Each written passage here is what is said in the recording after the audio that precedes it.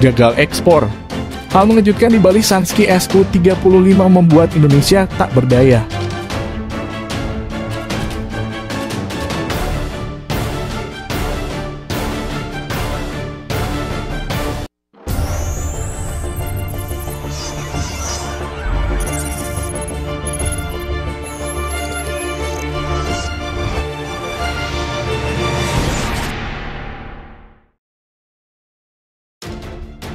Indonesia membeli Rafale usai gagal mengamankan Su-35 dari Rusia.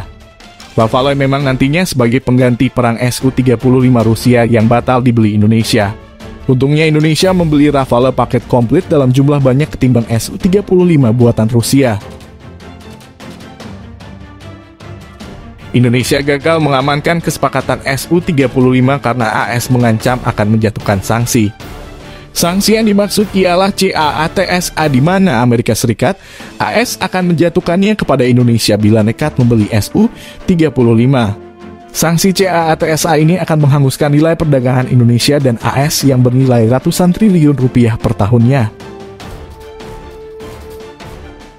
Pada Januari-Oktober 2021 misalnya, Indonesia berhasil dapat keuntungan sebesar 14,192 miliar dolar AS karena ekspor Indonesia membanjiri Paman Sam. Nilai itu senilai hampir 200 triliun rupiah lebih. Indonesia memilih membatalkan Su-35 dibanding hangusnya uang dari AS yang menggiurkan itu. Viktor Kladov, Direktur Kerjasama Internasional dan Kebijakan Regional Roasted State Corporation, mengatakan jika Su-35 memang tak bisa dikirim ke Indonesia karena ancaman sanksi AS ini. Beberapa tahun lalu orang Indonesia membeli Su-35 dari kami.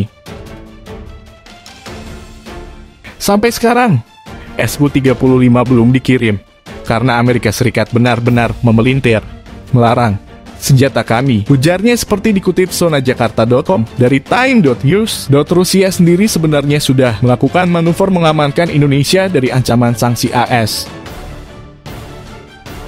Meskipun ada upaya terang-terangan dan kasar oleh Amerika Serikat untuk melanggar hak kedaulatan negara merdeka untuk memastikan keamanan mereka sendiri.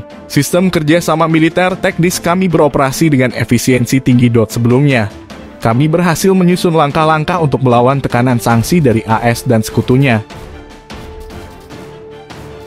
Langkah-langkah ini memungkinkan untuk secara efektif melindungi produsen senjata Rusia dan pembeli asing kami. Kami menggunakan pendekatan individual untuk masing-masing mitra kami, menciptakan syarat dan ketentuan yang nyaman dalam kontrak, dan menyediakan skema penyelesaian yang fleksibel untuk transaksi, termasuk penggunaan mata uang nasional, sehingga sepenuhnya menghindari penyelesaian transaksi dalam bentuk dolar AS, kata Kepala Layanan Federal Rusia untuk Kerjasama Teknis Militer, FSMTC, Dmitry Sugayev, dikutip dari The Eurasian Times.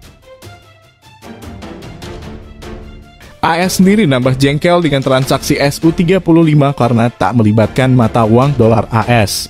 Seperti diketahui bila Indonesia dan Rusia menggunakan skema imbal dagang hingga pembayaran dalam bentuk mata uang rubel. Rusia muncul untuk mencoba menjauh dari melakukan transaksi dalam dolar AS untuk mengurangi eksposur ke AS sanksi. Misalnya, pada tahun 2017, Rusia dan Indonesia mengumumkan kesepakatan 1,1 miliar dolar AS untuk 11 pesawat tempur canggih Su-35.